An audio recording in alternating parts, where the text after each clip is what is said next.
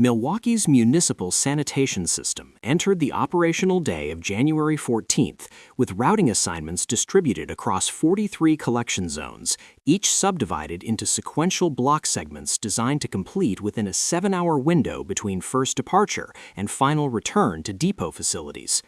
The city's Department of Public Works had scheduled 18 rear-loader compactor trucks for residential collection, with route densities calculated at an average of 420 service points per vehicle per shift, assuming standard stop durations of 45 seconds per bin placement, retrieval, compaction cycle, and departure. Weather data logged at Mitchell International Airport recorded an overnight low of 8 degrees Fahrenheit, with wind speeds sustained between 12 and 16 miles per hour, producing wind chill values that fell below zero during pre-dawn hours when crews began staging operations. These conditions fell within the operational parameters established in the department's winter service protocols, which specified route execution would proceed unless temperatures dropped below -10 degrees ambient or snow accumulation exceeded 4 inches in a 6-hour period. Neither threshold had been crossed. Fleet maintenance logs indicated all scheduled vehicles had completed pre-shift inspections with hydraulic systems pressurized, diesel fuel treated with anti-gel additives, and engine block heaters disconnected after overnight warming cycles. Crew assignments showed full staffing across all routes, with no callouts recorded and no positions filled by overtime personnel from previous shifts. The system entered the day with all baseline capacity indicators showing green status, suggesting normal operational throughput would be achieved within standard time envelopes. Route supervisors released vehicles from the depot yard at staggered intervals, beginning at 6:42 a.m., with the final truck departing at 7:18 a.m., a departure pattern consistent with operational norms designed to prevent congestion at disposal facilities during mid-shift turnaround periods. The first measurable deviation from planned routing timelines appeared in telemetry data streams at 8:53 a.m. when vehicle 1847, assigned to Zone 12 in the River West neighborhood, transmitted a position update indicating it had completed only 68 service stops in the first 90 minutes of route execution. Standard progression models for that route density and stop spacing projected completion of 95 to 100 service points within the same interval. The vehicle's average dwell time for stop, calculated from GPS timestamp intervals, measured 1 minute and 14 seconds, representing a 30-second overage against the 45-second planning assumption. This extension derived primarily from the additional time required for operators to approach bins positioned on icy sidewalks and frozen ground surfaces, where traction control became necessary and movement speeds decreased. Vehicle 1851, operating in Zone 19 along the near south side, showed similar temporal drift, with completion counts falling to 71 stops against an expected 92. The pattern repeated across 11 of the 18 deployed vehicles, with dwell time overages ranging from 22 to 38 seconds per stop. Cold ambient conditions affected hydraulic response times in the compaction mechanisms, adding incremental delays to each cycle as fluid viscosity increased and pressure response curves flattened.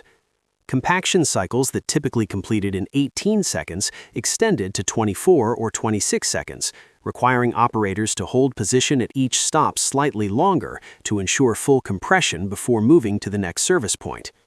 Route supervisors monitoring progress from the Central Dispatch Center noted the delays, but did not classify them as requiring intervention, as vehicle positions remained within expected geographic boundaries and no equipment failures had been reported. The delays were distributed, incremental, and fell within the gray zone between normal variance and deviation requiring response protocol activation. By 10:30 a.m., the accumulated temporal drift had compressed route completion windows to the point where vehicles began encountering their first turnaround decision points without having reached the planned halfway markers in their assigned zones. Vehicle 1847 arrived at its designated mid-route decision node, having completed 208 stops instead of the planned 235, creating a deficit of 27 service points that would need to be absorbed in the second half of the route or deferred to the following collection cycle. The driver radioed dispatch to request guidance on whether to proceed with the remaining scheduled stops or compress the route by skipping lower priority segments designated as secondary collection areas. Dispatch responded with instructions to continue standard progression and evaluate deficit status at the three-quarter completion point. Similar requests came from 4 other vehicles operating in zones where residential density and parked vehicle concentrations required additional maneuvering time at each stop. The decision to maintain standard routing rather than implement compression protocols reflected operational doctrine that prioritized complete coverage over schedule adherence when deviations remained below 20% of planned service point totals. However, this decision locked vehicles into full route completion attempts without adjusting for the sustained time overages that continued to accumulate in the second operational phase. Temperatures remained stable in the low teens throughout the mid-morning period, preventing any recovery in hydraulic cycle times or ground traction conditions. Wind speeds increased slightly to a sustained 17 miles per hour, adding thermal stress to crew members performing manual bin retrieval and placement operations, which further extended dwell times as operators moved more deliberately to maintain control of containers on slick surfaces and in wind conditions that affected bin stability during lifting and emptying procedures. The first vehicle to complete its assigned route and return to the depot arrived at 12:41 p.m., representing a delay of 38 minutes against the planned noon turnaround time for that zone's collection cycle.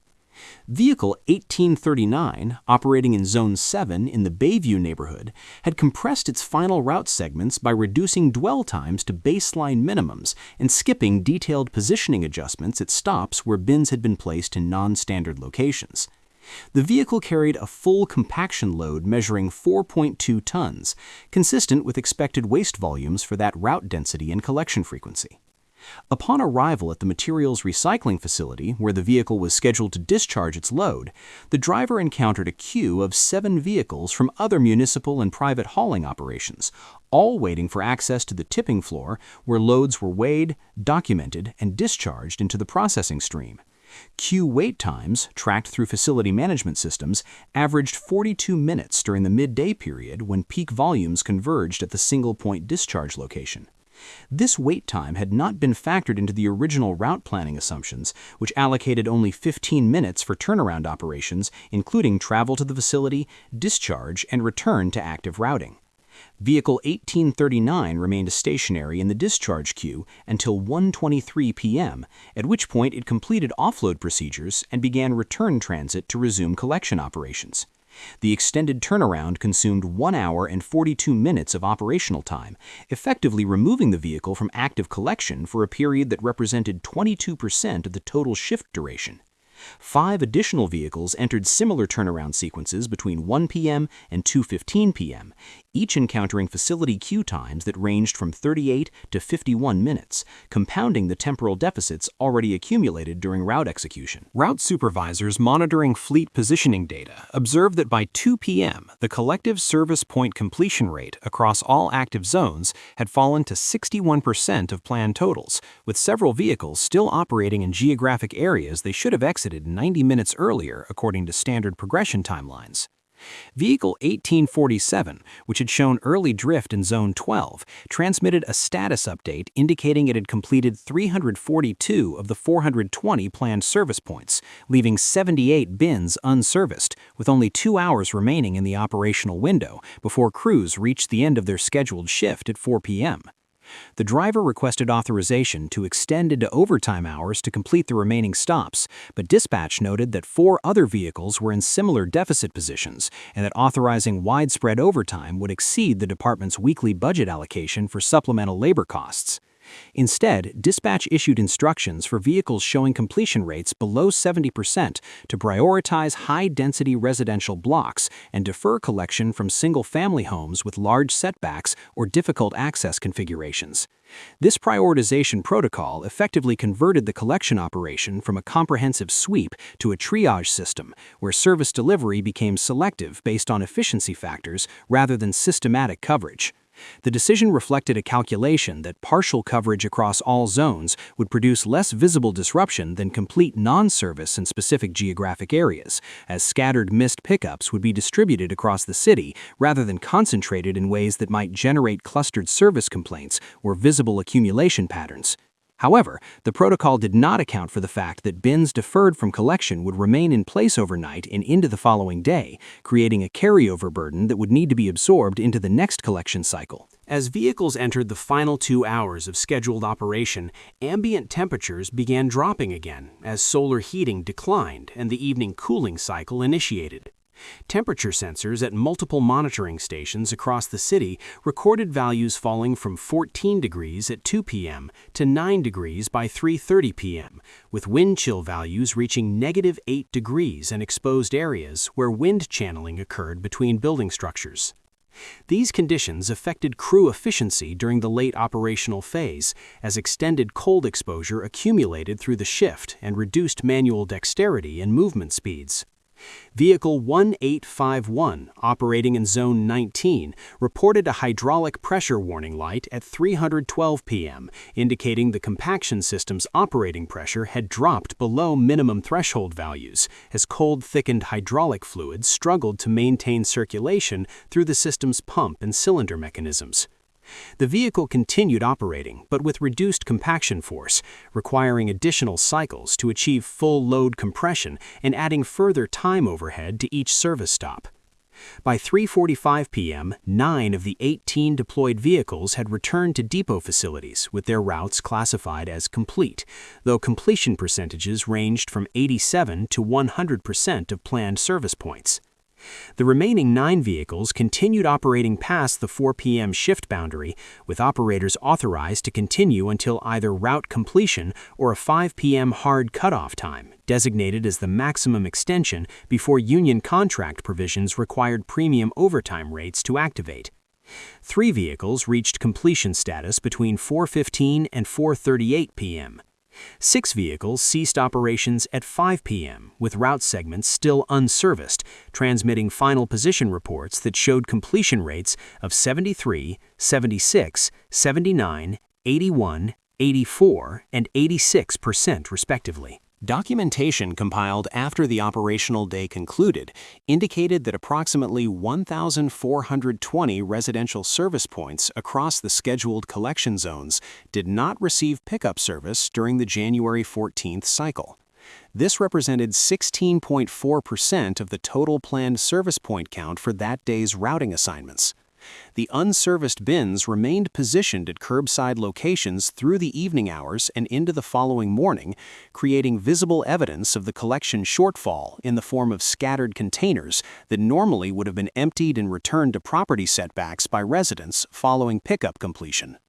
The spatial distribution of missed service points showed clustering in 3 primary areas: northwestern sections of Zone 12, where route progression had fallen behind earliest in the operational day, southern segments of Zone 19, where vehicle mechanical issues had compounded time deficits, and eastern portions of Zones 23 and 24, where route density and narrow street configurations had extended dwell times beyond planning assumptions.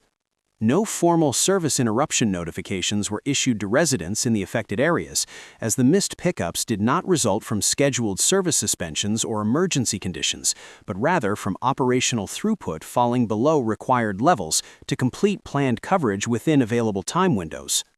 Customer service call volumes recorded on January 15th showed 137 inquiries related to missed collection, representing approximately 9.7% of the affected service points, suggesting most residents either did not notice the service gap immediately or chose not to report it through official channels. The missed service points were added to the routing assignments for January 16th, creating an expanded service load that required vehicles to complete both the regularly scheduled pickups for that date plus the carryover stops from the previous cycle. Fleet maintenance records from the evening of January 14th documented standard post-shift procedures for all returned vehicles, including fluid level checks, compaction mechanism inspections, and cleaning of hopper areas where waste residue and moisture could freeze overnight and affect next-day operations. Vehicle 1851, which had displayed the hydraulic pressure warning, underwent detailed diagnostic testing that revealed no component failures or fluid leaks, but confirmed the hydraulic fluid's viscosity had increased beyond optimal range due to sustained cold exposure, reducing system efficiency by approximately 18% compared to rated performance specifications. Maintenance personnel added friction modifier additives to the hydraulic reservoir and installed auxiliary heating blankets around the pump housing to maintain elevated fluid temperatures during overnight storage periods. This modification was subsequently applied to 3 additional vehicles that showed marginal hydraulic performance during cold weather operations. Fuel consumption data compiled from vehicle telemetry systems indicated that average fuel usage across the fleet had increased by 11% compared to baseline consumption rates for equivalent route distances and service point totals under moderate temperature conditions. The increase derived from extended engine idle times during longer dwell periods at service stops, increased power demands for cab heating systems operating at higher output levels, and additional fuel consumption during extended operation into overtime hours. The department's fuel budget allocation for January had not incorporated adjustments for sustained cold weather operational impacts, creating a minor variance that would require reconciliation in quarterly budget reviews unless offset by lower consumption in subsequent weeks if temperatures moderated towards seasonal averages. Internal operational reviews conducted in the following week examined route timing assumptions, turnaround facility capacity constraints, and cold weather performance parameters to identify which planning factors had contributed most significantly to the throughput shortfall.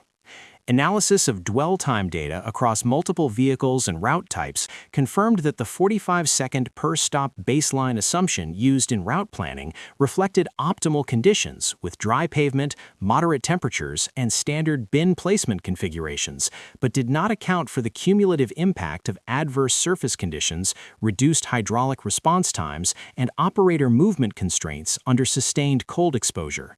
Revised planning models incorporating a cold weather dwell time assumption of 70 seconds per stop showed that the affected routes would have required 9.3 hours to complete under January 14th conditions, exceeding available shift duration by 2.3 hours and requiring either route compression, split shift operations, or reduced service point assignments per vehicle to maintain completion within standard work periods.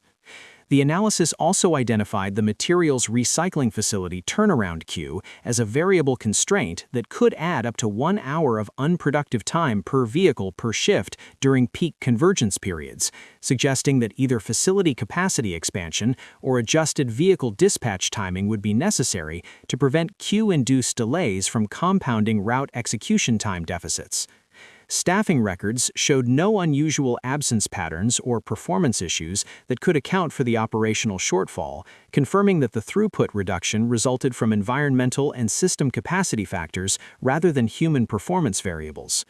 Route supervisors noted in operational logs that the decision to maintain full route coverage rather than implement early compression protocols had been based on the expectation that time deficits would stabilize or partially recover during the operational day, an assumption that proved incorrect as cold conditions persisted and facility turnaround delays emerged as additional constraints. Post-operational documentation compiled for the Department of Public Works Administrative Records classified the January 14th collection cycle as a partial service completion event resulting from sustained operational conditions that exceeded design envelope assumptions by margins too small to trigger emergency protocols, but sufficient to prevent system reset within the planned 24-hour cycle.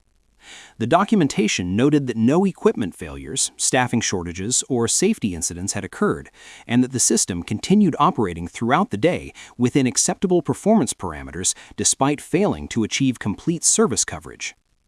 Recommendations generated from the operational review included adjustments to cold weather route planning assumptions, evaluation of facility turnaround capacity during peak periods, and consideration of route density reductions in zones where street configurations and parking patterns created extended dwell time requirements. The documentation referenced municipal sanitation planning standards that specify collection systems should maintain 95% service completion rates under normal operating conditions and 85% completion rates under adverse conditions, noting that the January 14th completion rate of 83.6% fell marginally below the adverse conditions threshold, but did not constitute a system failure requiring formal incident reporting to regulatory oversight bodies. The unserviced collection points from January 14th were successfully absorbed into the January 16th collection cycle with no reported service complaints regarding extended delays or waste accumulation issues, suggesting the one-day throughput shortfall did not create cascading effects that would have indicated fundamental system capacity inadequacy. The documentation concluded with notation that winter operational performance would continue to be monitored through the remainder of the cold weather season to determine whether the January 14th event represented an isolated occurrence resulting from a specific combination of marginal conditions or reflected a systematic underestimation of cold weather operational requirements in route planning models.